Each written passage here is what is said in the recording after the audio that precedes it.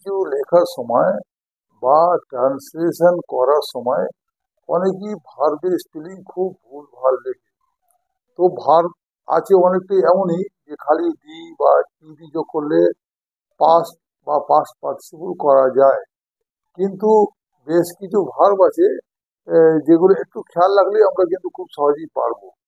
যেরকম কিছু ভার্ব আছে যে ওদের মধ্যে ওটাকে ই করলে পাস্ট ফর্ম পাওয়া যায়, আবার মূল ভার্বের শেষে এন যোগ করলে 3 নম্বর ফর্ম অর্থাৎ পাস্ট পার্টিসিপল ফর্ম পাওয়া যায়।